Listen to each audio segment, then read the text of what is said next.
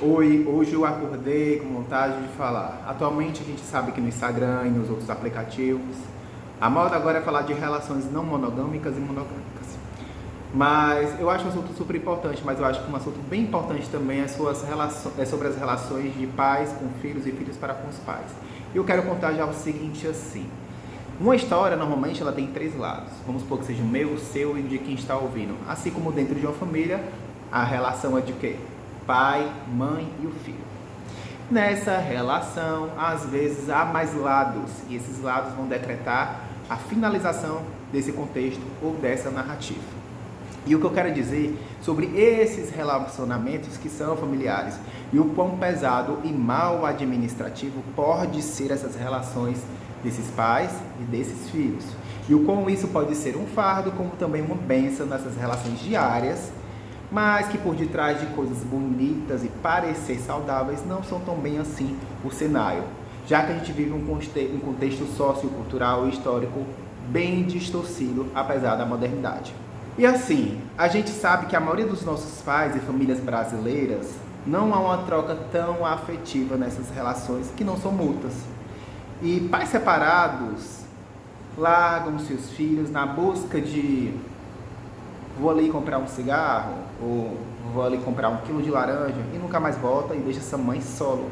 Assim como também essa troca também pode ser a mãe abandona o filho, deixa na maternidade, uma casa de abrigo ou qualquer coisa do tipo. Enfim, eu poderia aqui passar horas contando vários relatos que são verídicos e reais, mas o que eu não suporto são de pais que não permitem se conhecer, se autorregular e se perguntar se estão preparados para serem pais.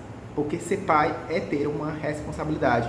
E essa responsabilidade vai além do lado financeiro, mas sim do emocional, que por muitas vezes passa despercebido e não se regulam, não se conhecem e não procuram saber se estão preparados para serem essa modalidade. E nessa tentativa de se tornarem pais, eles usam seus filhos às vezes de ponte, seja um poder aquisitivo ou um objeto. No final das contas, esse filho ou essa filha fica totalmente complexada, às vezes distorcida as suas emoções, porque quem era para acolher as suas emoções passa a transferir essas emoções para os seus filhos.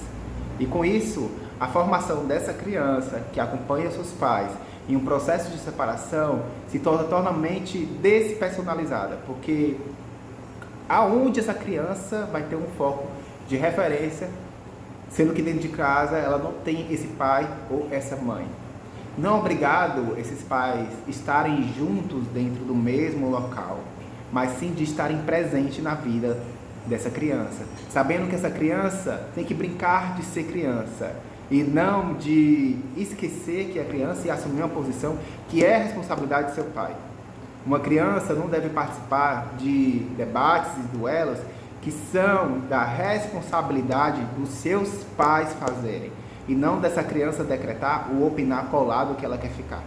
A obrigação da criança, ela é ser criança, brincar de ser criança, aprender o que realmente ela quer exercer quando ela crescer, nessas brincadeiras lúdicas que ela vem fazendo no decorrer da vida dela. E não é obrigação dessa criança que ela regule as emoções de pais e mães que nunca procuraram administrar essas emoções. Entende? Então é isso. A criança tem que brincar de ser criança e não brincar de ser adulta, nem tampouco de ser pai dos seus próprios pais. Com tudo isso, essa relação vai se tornar um tormento. E com esse fator de não conhecer a dor de um casamento falido, como eu já disse, onde o pai ou a mãe tentam engravidar a fim de assegurar ou sustentar uma relação que não vai segurar. Filho não segura a relação, assim como qualquer outra coisa. Pelo contrário, é um efeito rebote da outra coisa.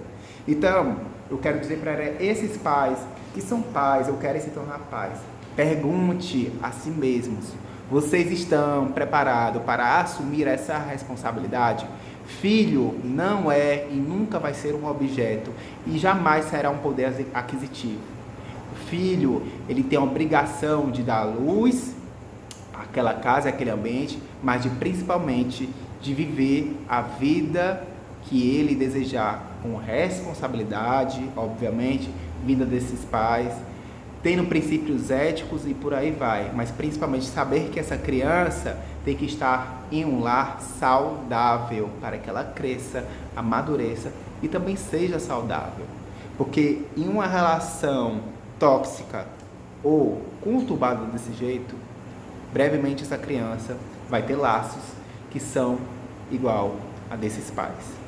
E assim esse filho vai crescer e vai tentar equilibrar essas balanças que já estão totalmente descompensadas, até por demais, e vai procurar essa formação de identidade aonde, gente? Se um pai ou uma mãe nunca permitiram se conhecer ou se regular essas emoções, né?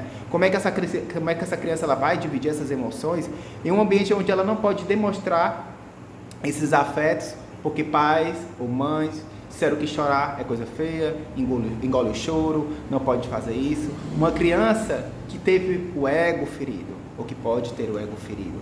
Então não é permitido que essa criança passe por isso. Então, pais, mães, seu paizinho, procure se conhecer. Não transfiram uma responsabilidade que é da sua demanda e não do seu filho. Porque essa criança ela tem que brincar de ser criança e não tentar ser criança. Ela é e ela tem que ser. E não se sentir na obrigação de ajustar ou regular uma coisa ou uma emoção que é da sua responsabilidade. Enfim, o que eu quero dizer é que mesmo com os avanços totalmente tecnológicos e vivendo uma vida moderna, ainda assim a gente vive comportamentos que são da Revolução Industrial, onde a criança era vista como um objeto e ela poderia assumir qualquer responsabilidade, seja lá qual for, se vira, consegue, já nasceu, já está andando, pode fazer tudo. E na verdade não é assim, não é e não será assim. Então, o que eu quero dizer? A conta dessa história às vezes vai ficar mais pesada para essa criança que nunca teve a oportunidade de ser criança. Então é isso, paizinho, mãezinha, deixa a criança ser criança e quando for brigar, coloca o teu filho longe, porque ele não tem obrigação nenhuma de ouvir brigas de pais separados. Se for para separar, beleza, mas tenta medir as relações para que essas relações não prejudiquem relações futuras dos seus próprios filhos. É isso.